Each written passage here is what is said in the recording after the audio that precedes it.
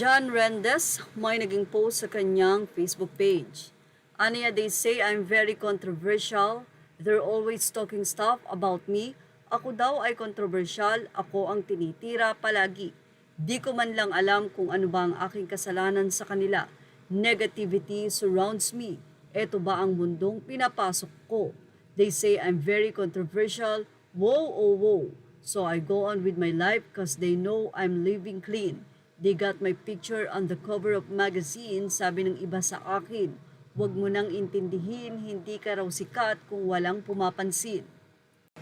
Samantala, noong April ay naibahagi nga ng isa sa anak-anakan ng superstar na si Nora Aunor ang kanyang naging kwento bilang isa sa pinagkakatiwalaan ng superstar. Ito ay mula kay Rodel Fernando. Nagkwento si Rodel Fernando kung saan sila nagkakilala ng superstar na si Nora Aunor at kung paano niya itinuring na ina at itinuring naman siyang anak ng superstar. Aniya, nagsimula ang kanilang pagkakaibigan noong 2011, the year na bumalik ang aktres mula sa US para permanente ng manirahan sa Pilipinas. Naging eksklusibo ang naging panayam kay Rodel ng Cabinet Files noong April 18 nitong 2025. Kasalukuyan na nakaburol ang superstar. Aniya, noong 2011, galing siya sa States at nagsimula ang friendship namin. Del na ang tinawag niya sa akin bawat pagkikita namin noon. Then, noong 2017, ay talagang naging magkapamilya na ang turingan namin at lubos na naging malapit si Rodel kay Nora. Pinagkatiwalaan di umano siya ng superstar sa lahat-lahat nito hanggang pati ang mga schedule nito ay si Rodel na nga ang nag-aasikaso hanggang sa magturingan na nga silang parang mag-ina.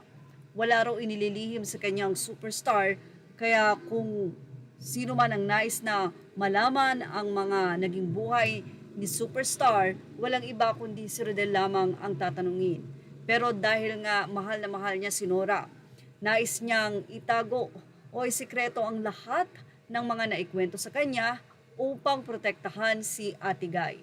Kaya naman noong daw siya ay nagpunta sa Siargao upang magbakasyon, dinalaw pa niya bago ang pag-alis niya ang superstar sa medical hospital kung saan nandoon nga ito para operahin. Tuesday, April 15 ang dinalaw niya ang superstar at nung nandun na siya sa Siargao, April 16, nagulat na lang siya sa mga text message na nabasa niya na wala na nga daw si Nora.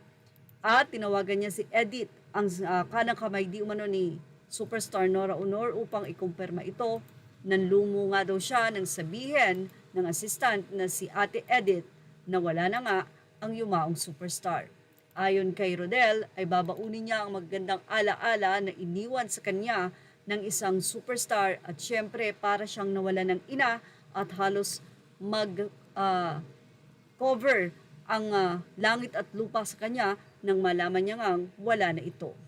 At yan ang ating showbiz top update. Images are all credit to the rightful owners. Thank you for watching. Please like, share, and subscribe.